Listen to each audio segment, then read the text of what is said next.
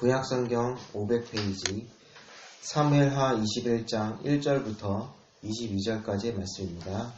구약성경 500페이지 사무엘하 1절부터 21장 1절부터 22절까지의 말씀입니다. 사무엘서가 이제 거의 마지막 부분인데요. 사실 이 시간 순으로 볼 때 사무엘서는 20장에서 끝납니다.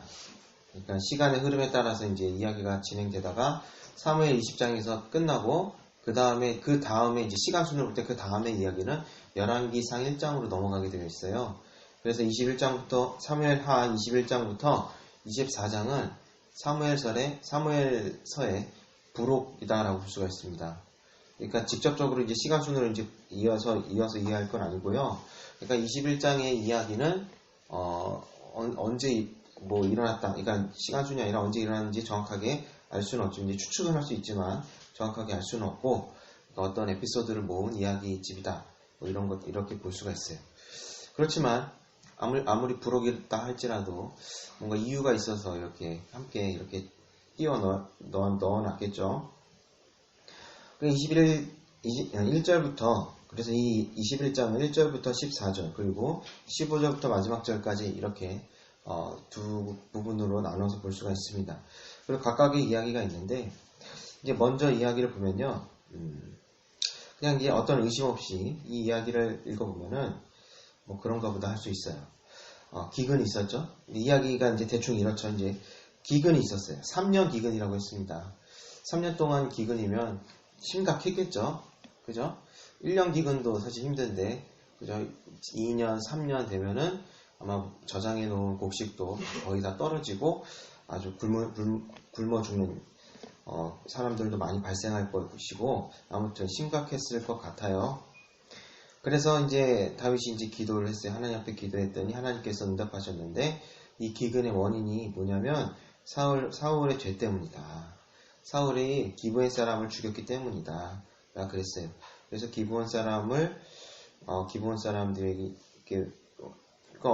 잘못 죽인 게 아니라 이제 그게 죄인 거죠. 기브온 사람을 죽인 게 잘못인 거죠. 왜 죽였는가? 2절에서 보니까 사울이 이스라엘과 유다 족속을 위하여 열심히 있으므로 저희 죽이기를 꾀하였더라. 기브온 사람은 원래 이스라엘 족속이 아닌데 그게 마음에 안 들었다라는 거예요. 기브온 사람들이 어떻게 이제 이 이스라엘 공동체에 속하게 되는지 우리가 다시 떠올려 보면요. 여호수아 9장에서 이스라엘이 이제 정복 전쟁을 이제 했는데 이제 여리고를 완전히 꺾고 아주 매직과 마법이지 동시에 나왔죠. 마법같이 여리고성을 와르르 무너뜨리고 한 번에 승리를 했잖아요. 그 다음에 이제 아이성도 꺾고 물론 그들이 교만했다가 실패를 맛보긴 했지만 아이성도 꺾고 그랬더니 기브온 사람들이 그 소식을 듣고 우리도 이러다가 꼼짝없이 그냥 당하겠다 싶어가지고 속임수를 쓰죠. 그래서 어디서 먼 나라에서 온 사람들인 것처럼 행색을 누추하게 하고 낡은 옷을 입고 그렇게 이스라엘 사람들을 만나서 언약을 맺어요. 그러니까 화친 언약 같은 거죠. 서로 상호 보호 조약 같은 거. 근데 알고 보니까 그들이 가나안 땅에 사는 기브온 사람들이었던 거예요. 그런데 하나님 앞에서 이제 약속을 했기 때문에 이거는 우리가 파기할 수 없다. 만약에 파기를 한다면 그 화가 이스라엘에 미칠 것이다. 그래서 그들을 죽일 수 없다. 그랬어요. 그 이후로 기브온 사람들이 이스라엘 공동체에 속하게 됐는데 이 정신 나간 사울이 그러면 안 됐는데 이스라엘을 위해서 그러니까 이스라엘을 위한 열심이라는 거죠. 이스라엘을 너무 사랑한 나머지 순수한 이스라엘 사람만 남기를 원했던 것 같아요. 그죠? 그래서 이 일은 마치 제2차 세계대전 때 일어난 홀로코스트처럼 그죠? 독일 민족의 순수한 혈통을 보존하고 집시나 유대인들 이런 불순한 이 종족들을 그냥 제거해버리려고 했던 그런 것처럼 사울이 그런 일을 해버렸다는 거예요. 그냥 어떤 사건이 있어서 죽이려고 했던 게 아니라 어떻게 했냐면 뭐라 그러냐면 5절에 보면 학살하고 이스라엘 경내에 머물지 못하게 하려고 했다. 멸하려고 했다. 라고 그랬어요. 그러니까 어떤 대학살이 있었다. 이렇게 볼 수 있는데 그 일 때문에 하나님께서 진노하셔가지고 3년간의 기근이 있었다라는 거예요. 그러면 이제 다윗이 이것을 알게 돼서 이제 그러면 어떻게 되나? 그러면 이제 그죠? 이렇게 생각했던 거예요. 기브온 사람들이 이것을 용서해야 이 기근이 끝나겠구나. 이 재앙이 끝나겠구나. 그래가지고 이제 가서 어떻게 해줄까 그랬어요. 그랬더니 4절에서 우리 사이의 일은 은금에 있지 않습니다. 돈 필요 없습니다. 배상금 필요 없습니다. 배상금보다 진정한 사과가 필요합니다. 이거죠. 그죠? 그러니까 돈의 문제가 아니죠. 그죠? 이런 심각한 문제는 돈으로 해결된 문제가 아니잖아요. 그러니까 일본 정부가 돈으로 그걸 많이 주지도 않으면서 그죠?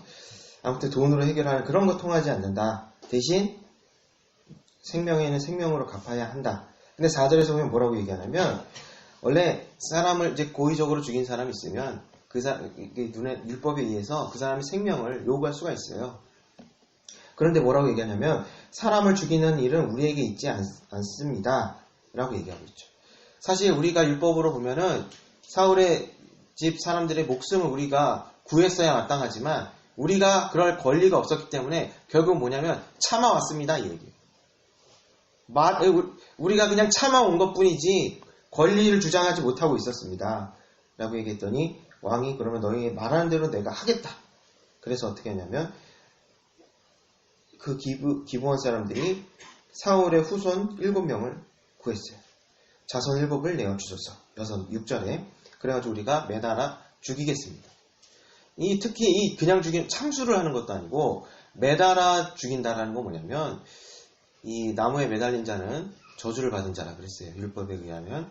그래서 예수님이 나무에 매달려 죽은 거예요.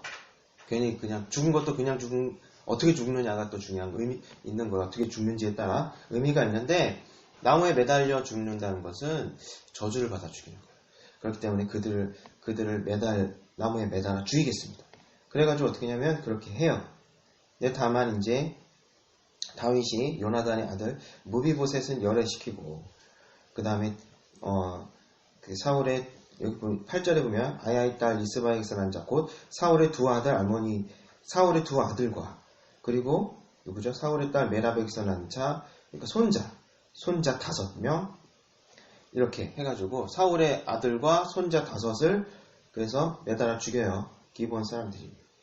그러고 나서 어떻게 되냐면 진노가 풀렸다. 하나님의 진노가 풀렸다라는 거예요. 근데 여기 재미있는 사건이 있는데 10절에서 보면은 아야의 딸 리스바 그러니까 이 두 아들이 이제 잡혀가 죽었잖아요. 그래서 어떻게 했냐면 원래 이 나무에 매달린 자는 저주받은 자이기 때문에 이 나무에서 매달려 죽었다고 해서 그 시신을 다시 내려서 땅에 묻지 않았어요. 그럼 땅이 부정하게 되기 때문에. 그만큼 이게 아주 치욕스러운 그냥 죽는 것도 그렇지만 힘든데 이런 죽음은 매우 치욕적인 죽음이었어요. 그래서 이제 그대로 이제 매달아 놓게 되고 그럼 어떻게 되겠어요? 새 까마귀가 와서 콕콕 쪼아 먹겠죠. 시신을. 그러니까 이 아야의 딸 리스바가 와가지고 이 짐승들을 쫓는 거예요. 쫓았어요. 그리고 나서 언제까지 쫓았는데 여기서 9절에 보면은 죽은 때가 나오고 그죠? 그리고 이제 언제까지 그랬는지 나와요. 곡식배는 처음 날 보리 배기 시작하는 때부터 그 다음에 하늘에서 비가 시체에 쏟아지기까지 이렇게 쫓았다는 거예요. 하늘에서 비가 쏟아졌다는 얘기 뭐예요? 왜 이런 재앙이 뭐였어요 지금 이 문제가 기근이잖아요. 비가 오는 거잖아요. 근데 비가 쏟아지기 시작하는 거예요. 그러니까 이제 하나님의 진노가 풀렸구나, 해결이 됐구나라는 사인이죠 이게. 그래가지고 이 얘기를 듣고 다윗이 그들의 시신을 걷어다가 사울과 요나단의 그 뼈도 함께 해서 합장이라고 한다. 아무튼 그 아버지의 묘지에 그들의 사울의 아버지의 묘지에 함께 장사를 지냈다. 이런 이야기입니다. 그래서 이렇게 그냥 이야기의 흐름만을 본다면 우리는 어떤 생각이 들까? 이 이야기를 듣고 뭐 이렇게 생각할 수 있을 것입니다. 하나님은 반드시 죗값을 물으신다. 죗값은 그냥 넘어가지 않는다. 반드시 그 대가를 치러야 한다. 하나님은 그렇게 만드신다. 뭐 이렇게 이해할 수도 있고요. 그리고 부모의 죄가 자식에게 부모가 죗값을 치르지 못하면 자녀도 그 죗값을 치러야 되는구나. 뭐 이렇게 생각할 수도 있습니다만, 근데 이런 생각은 오해일 가능성이 크죠. 왜냐? 하나님께서는 사실 그런 걸 원하지 않으시기 때문에. 뭐라 그러셨어요? 그 죄를 3, 4대까지 묻고 은혜는 1000대까지 주신다고 했잖아요. 그거는 그냥 수사적인 말이다라고 말씀을 드린 적이 있어요. 그러니까 문자 그대로 정말 3, 4대까지 그 죄를 묻는다는 게 아니라 죄는 3, 4대를 묻고 은혜는 1000대까지 준다는 얘기는 이막 비교를 하라고 얘기합니다. 비교를 하라고. 하나님의 마음은 은혜를 주시려는 마음이지 죄를 막 끝까지 캐묻고 그런 것은 아니다. 그런 얘기를 그렇게 이해해야 되고요. 정말 이것을 대를 이어서 물려받는 죄다. 이렇게까지 이해할 필요는 없습니다. 하지만 하나님께서는 공의로운 하나님이시기 때문에 이렇게 죄를 물으실 수 있다. 이렇게 이해할 수 있습니다. 그런데 저는 지금까지 사무엘서를 이렇게 순진하게 읽어보지 않았습니다. 계속해서 이 사무엘서를 정치적인 상황이 그 이면에 있다라는 것을 전제에 두고 계속 말씀을 해석해 왔어요. 말씀을 드려왔어요.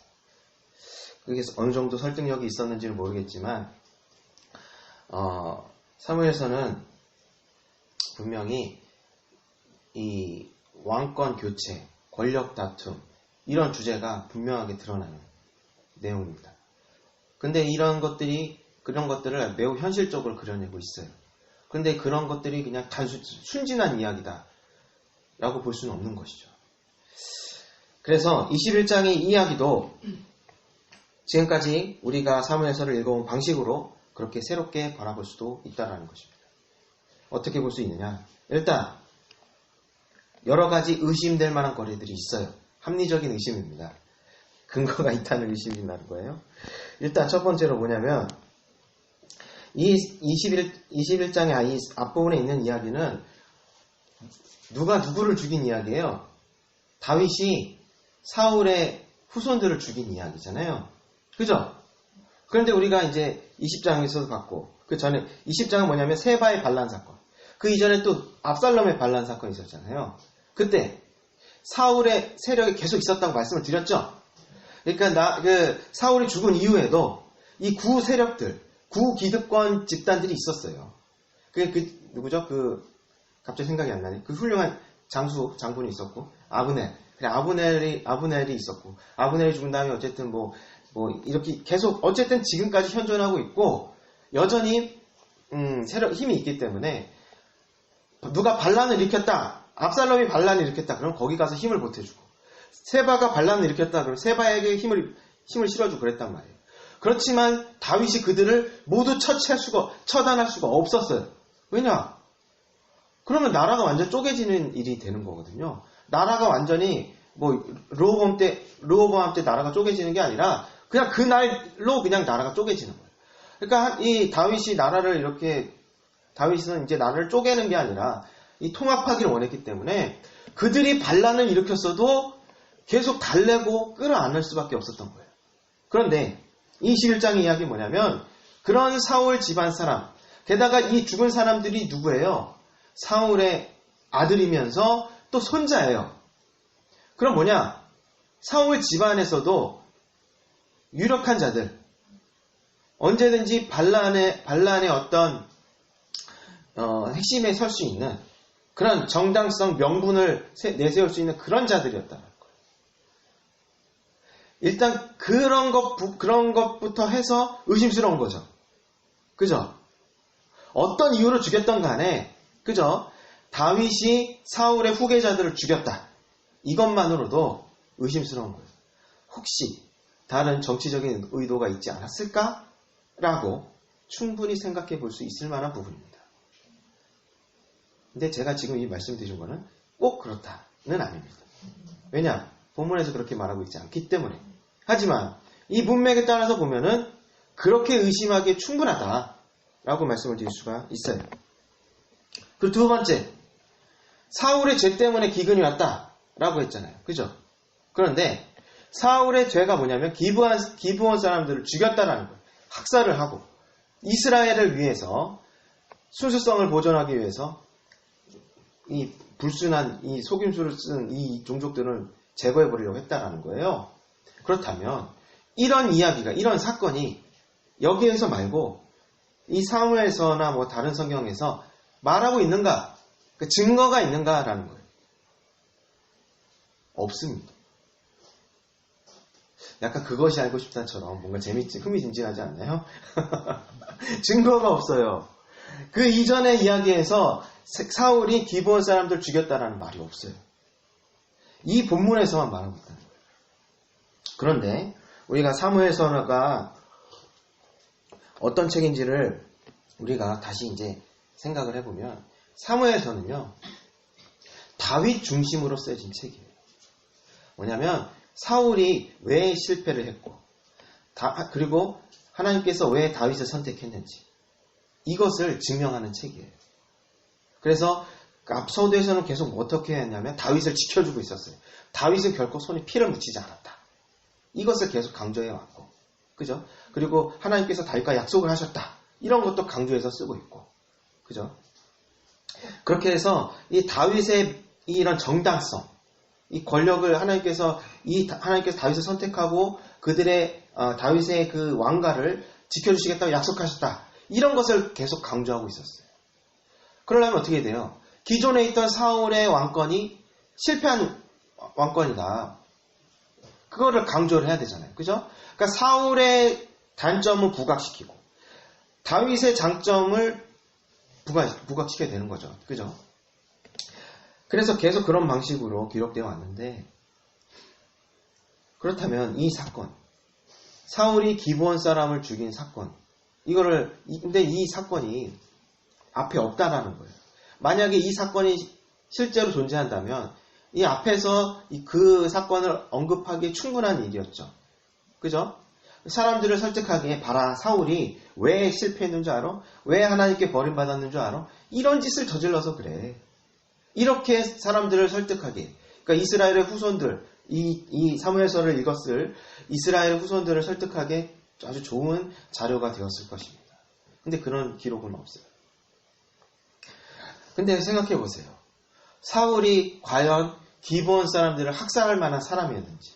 왜냐하면요, 앞에서 말씀드렸지만 여호수아가 기브온 사람들을 죽이지 않은 이유는 뭐냐면 어찌됐든 하나님 앞에서 약속했기 때문이라는 거예요.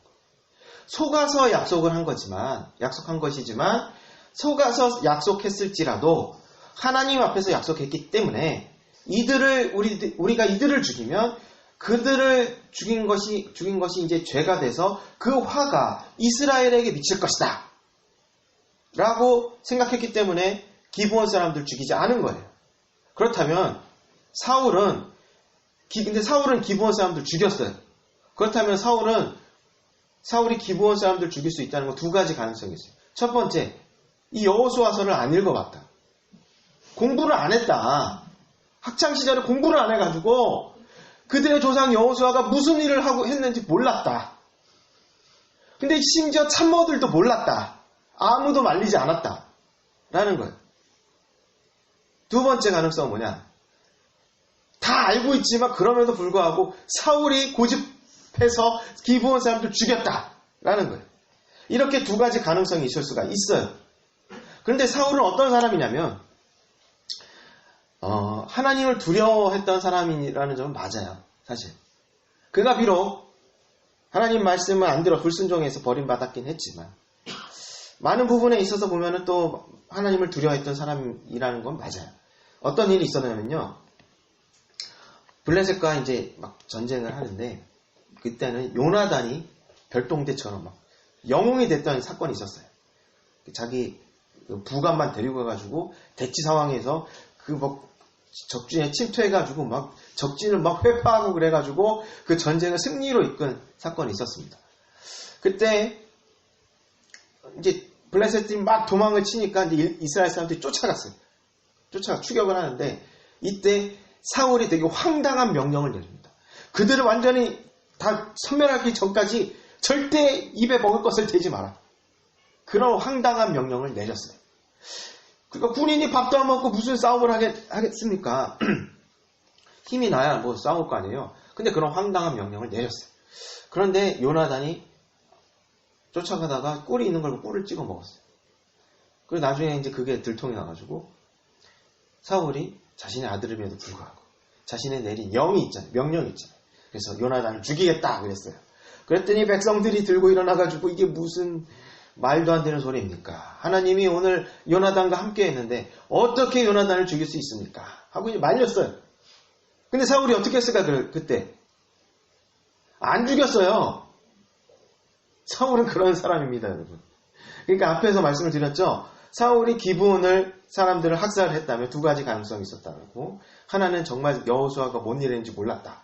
기브온 사람들 죽여도 되는 줄 알았다. 난 몰랐는데 이런 거였고. 두 번째는 알고 있지만 고집부렸다. 근데 앞에 이야기를 보니까 사울은 백성들이 그 병사들이 하나님께서 선택하셨고 요나단과 함께 하셨는데 어떻게 죽일 수 있습니까? 했을 때 그걸 이제 그들의 말을 듣고 이제 죽이지 않았단 말이에요.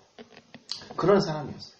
그러니까 그런 사건만 봐도 사울의 어떤 평상시의 어떤 성격이나 이 품에 했던 행동들을 보면은 이렇게 무리하게 강행했을 것 같지는 않다라고 우리는 그렇게 추측할 수가 있어요.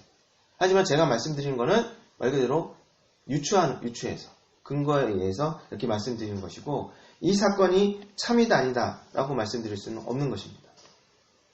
그리고 세 번째 뭐냐면 이거는 정말 별거 아닐 수도 있고 중요할 수도 있는데 중요한 건 1절이에요. 21장 1절에 기근의 원인이 사울의 죄 때문이라는 것을 어떻게 알게 되었죠? 다윗이 기도해서 알게 되었죠? 이것도 의심스러운 부분입니다. 왜냐? 물론 이제 사무엘서에 보면은 다윗이 기도해서 하나님께 응답받은 부분들이 많이 있어요.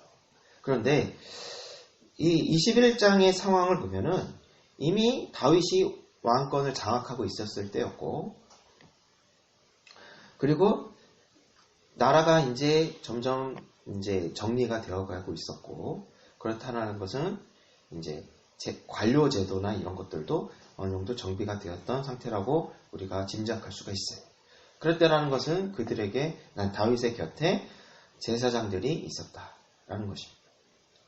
그렇다면 다윗이 기도해서 응답 받았을 수도 있지만 뭐 나단이 와서 이렇게 전해줬던 것처럼 제사장이나 선지자들이 와서 지금 우리가 겪고 있는 이 기근의 원인은 사울의 죄 때문입니다 라고 전해줬을 수도 있어요. 하지만 오늘 본문에 의하면 다윗이 직접 하나님께 기도하여 응답을 받았다라는 것입니다.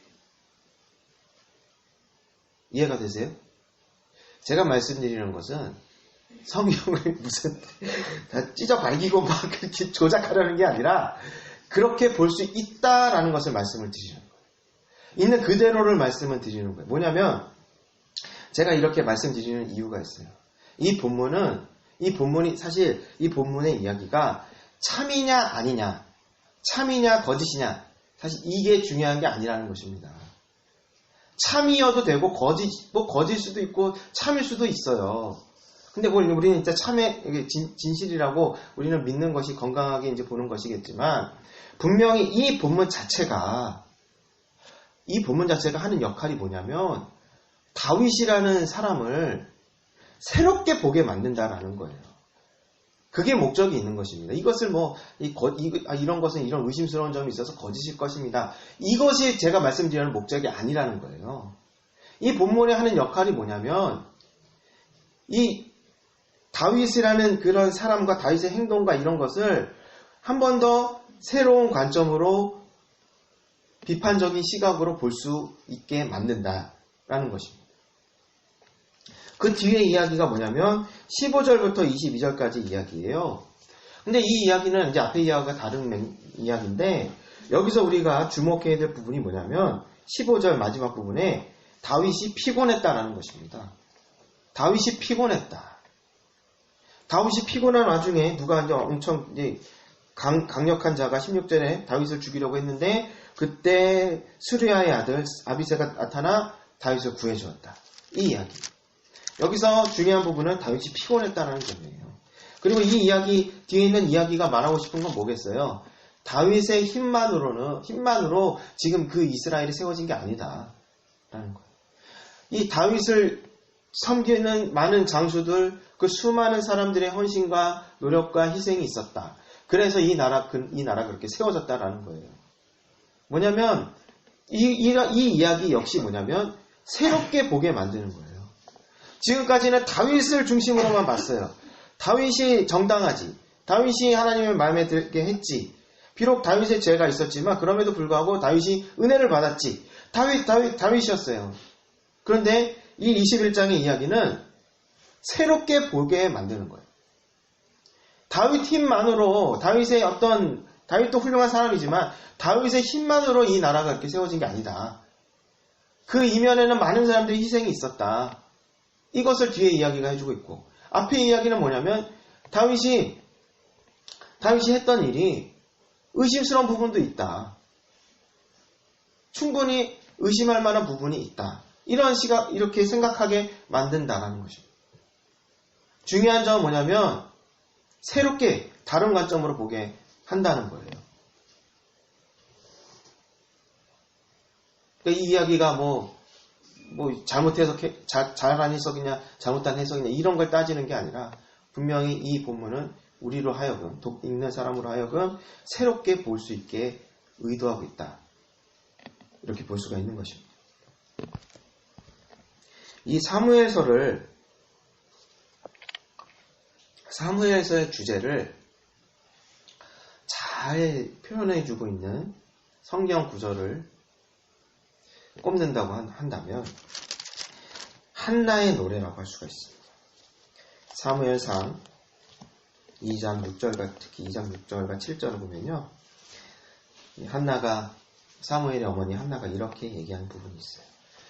여호와는 죽이기도 하시고 살리기도 하시며 음부에 내리기도 하시고 올리기도 하시는도다. 여호와는 가난하게도 하시고 부하게도 하시며 낮추기도 하시고 높이기도 하시는도다. 이 구절이야말로 사무엘서의 주제를 가장 잘 표현하고 있는 구절이다 라고 볼 수가 있는 것입니다. 이 한나의 얘기 한번 찾아보시면 좋습니다. 사무엘상 2장 6절 7절인데요. 이 이야기는 참 이 어떤 혁명 같은 변혁 이런 것을 말하는 거예요. 하나님의 섭리가 어떤가 올리기도 하고 내리기도 한다. 부하기도 하고 낮추시기도 한다. 이게 하나님께서 하시는 일이라는 거예요. 그래서 그런 일이 사무엘서에서 일어나잖아요. 낮은 자였던 8번째 아들, 소외되었던 아들, 13번째 아들인가요? 몇 번째 아들이지? 다윗이 몇 번째 아들이었죠? 막내 18번째인가 13번째, 갑자기 헷갈리네요. 예? 8번째죠? 네, 제 기억으로 8번째 아들. 그러니까 7에서 벗어난, 소외된, 존재가 없는 가장 낮은 자였던 다윗을 하나님께서 왕으로 올리셨고, 왕이었던 사울은 바닥으로 떨어뜨리셨잖아요. 그죠? 그 일이 사무엘서에서 일어나고, 그리고 또 이 21장에서는 뭐를 또 우리에게 새롭게 알려주는 거예요. 그 높은 자 다윗을 새롭게 볼 수 있도록.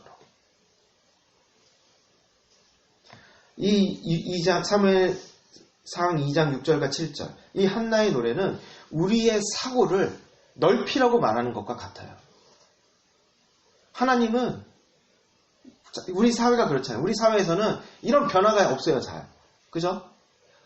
물론 이제 그런 경우는 많아요. 높은 데 있다가 낮은 데로 떨어지는 경우는 좀 있어요. 많이 볼 수 있는 것 같아요. 그냥 뭐 한순간에 삐걱해가지고 추락할 수도 있겠지만. 그렇지만 낮은 자가 높은 사람 높이 올라가는 거. 개천에서 용나는 거. 어려운 일이죠. 그죠? 점점 더 그런 사회가 되어가고 있지 않습니까? 게다가 우리의 주변에서는 더더욱 그런 일은 없는 것처럼 보여요. 그런데 이 사무엘서의 전체적인 주제, 그리고 이 우리가 읽은 사무엘하 21장의 이야기를 보면은 우리가 어떻게 생각해야 되는지 우리에게 말해주고 있는 것 같아요. 그러니까 우리는 하나님의 말씀을 듣고 상상할 수 있는 거예요. 여러분, 생각이 바뀌어야 삶이 바뀌는 거죠? 그렇죠? 우리가 변화되길 원한다면 생각이 바뀌어야 되겠죠? 변화라는 것 자체가 기본적으로 생각이 바뀌었다는 의미예요. 생각이 안 바뀌고 내 어떤 상황만 바뀌었다. 그 장담컨대 다시 돌아갑니다. 안 그래요? 그렇지 않나요? 여러분 공감하십니까? 생각이 안 바뀌면요. 예를 들어 로또에 당첨됐다고 봐요. 큰 돈이 생겼어요. 근데 생각이 안 바뀌면 그 로또를 가지고 그 상금을 가지고 아주 여유롭게 평생 잘 먹고 잘 살 것 같지만 생각이 안 바뀌면 예전에 만약에 이제 못 살고 그랬다면 또 그대로 돌아가게 돼 있어요. 왜냐하면 그거를 관리할 줄 모르니까요. 저는 그렇게 큰 돈을 가져본 적 없지만 큰 돈은 냄새가 난다고 합니다. 돈 냄새를 맡고 사람들이 다 보여준다고 해요. 그렇다고 해요. 그런데 저는 경험해 본 적 없지만 그렇다고 하니까 생각이 바뀌어야 내 삶이 바뀌는 것입니다. 그럼 생각이 어떻게 바뀌어야 되겠어요? 어떻게 바뀔 수 있어요? 생각이 바뀌려면 새로운 자극이 있어야 되잖아요. 그죠? 새로운 자극이 있어야 생각이 바뀌는 거예요. 다른 말로 표현하면 새로운 자극을 받는다는 것은 상상할 수 있다는 거예요. 예를 들어 내가 너무 낮은 자다. 나는 무능력하다. 그런데 하지만 나는 성공할 수 있다. 내가 내 형편은 어렵지만 그럼에도 불구하고 내 삶은 나아질 수 있다. 성공할 수 있다. 그런 좋은 말들을 많이 들을 수는 있잖아요. 그런데 그것을 내가 믿지 않고 상상하지 않고 그 가능성을 내가 받아들이지 않으면 백날 좋은 얘기 들어봤자 다 한 귀로 들어가서 한 귀로 빠진단 말이에요. 아시겠습니까? 그러니까 믿는다는 것, 내가 상상한다는 것을 의미하는 거예요. 여러분, 예를 들어 자꾸 복권 얘기만 하는 것 같은데 이렇게 복권을 샀다고 해봐요. 복권을 사는 순간부터 저 같으면은 행복한 상상이 빠질 것 같아요. 돈 생기면 내가 뭐 하지? 좋은 차 사고, 좋은 집 사고, 그래도 다 쓰면 안 되니까 좀 이렇게 돈 좀 불리고, 좋은 상상을 할 거 아니에요. 그죠? 내가 할 수 있다. 내가 이걸 취할 수 있고, 그게 현실이 될 수 있다라는 상상을 할 수 있을 때 생각이 바뀌는 거예요. 나의 고정관념이 깨져야 상상할 수 있고 바뀔 수 있다라는 거예요. 이런 성경, 이 본문이 그렇게 생각할 수 있도록, 우리가 그렇게 생각할 수 있도록 돕는 거예요. 다윗이라는 사람, 빛나는 별, 하나님께 세우신 왕, 훌륭한 사람이지만 그를 새롭게 바라볼 수 있게 만들고, 그동안 눈에 띄지 않았던 다윗의 주변 사람들, 그들의 헌신과 희생을 볼 수 있게 만드는 것입니다. 새로운 시선을 우리에게 제공해 주는 것입니다. 그렇게 바라볼 수 있는, 그렇게 돕는다는 것이죠. 마찬가지로 우리도 그렇게 생각을 해요. 우리의 삶을 새롭게 바라볼 수 있어야 해요. 여러분, 하나님의 말씀을 믿기를 원하시잖아요. 그죠? 하나님께서 우리에게 새로운 미래를 주신다는 믿기 원하시죠? 그런데 백날 들어도 믿기 원합니다. 믿습니다. 아무리 그래도 그것이 내 삶에 진짜로 일어날 거라고 믿지 않으면 생각이 안 바뀌면 아무리 좋은 일이 있어도 그냥 이벤트성으로 휙 끝나고 마는 것입니다. 하나님이 기적처럼 내 삶을 변화시켜 주길 바랄 수 있습니다. 근데 내 생각이 안 바뀌면 그런 기적도 그냥 한 여름날의 꿈처럼 사라질 뿐이에요.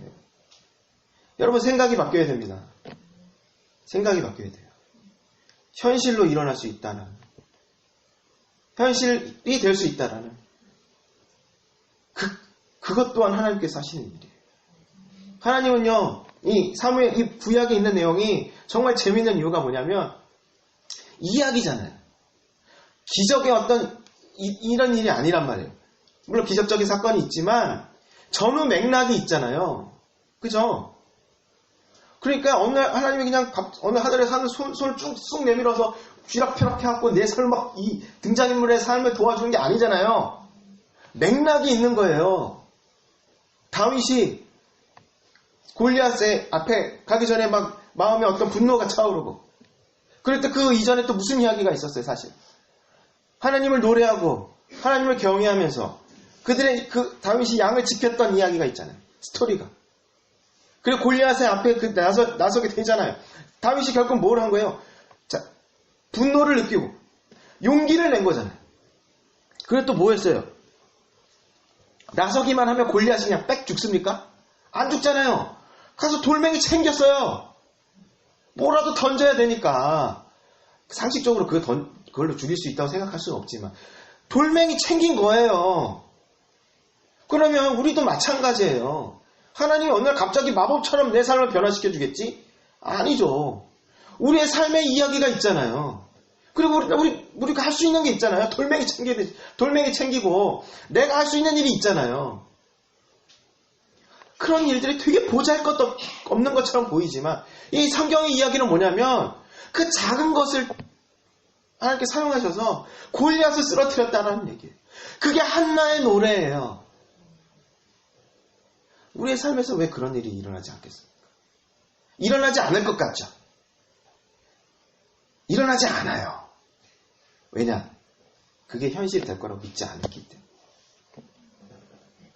또는 너무 허무맹랑한 걸 바라기 때문에. 저는 사실 복음서보다 이 요새는 저는 이 구약의 말씀이 너무 재밌어요. 왠지 아세요? 너무 현실적이에요. 너무나 현실적이고 이 이야기가 내 삶의 이야기가 다를 게 하나도 없는 거예요. 그래서 계속해서 생각하게 돼요. 상상하게 되고 이 말씀이 너무나 자극을 주는 거예요. 내 삶이 바뀔 수 있구나. 우리는 솔직히 보고 싶은 것만 보잖아요. 예상한 대로면 그렇게 될 거라고 생각을 해요. 내가 이 쥐꼬리만한 월급을 제 얘기 아닙니다. 제 쥐꼬리만한 월급을 이렇게 한두 푼 모아가지고 언제 내 삶이 나아지겠나. 대부분 사람들이 그렇게 생각할 거예요. 많은 사람들이 그렇게 생각할 거예요. 아니에요. 하나님은요, 그래서 이제 욜로다 해서 이렇게 살 수 있지만, 하나님은요, 얼마든지 우리의 쥐꼬리만한 월급도 사용하시고, 몸이 불편하고 맨날 호흡하면 아프고 골골대가지고 나는 큰일도 못하고 집에만 있고 하니까 나는 별 쓸모없는 사람인가 봐. 아니요, 그냥 나가서 동네 한 바퀴 도는 이런 저질 체력을 가진 사람이라도, 건강하지 못한 몸을 가진 사람이라도 하나님은 그 사람을 사용할 수 있다는 거예요. 그게 믿음입니다. 우리의 이야기가 되기를 바랍니다. 말씀을 기억하시면서 함께 기도하도록 하겠습니다.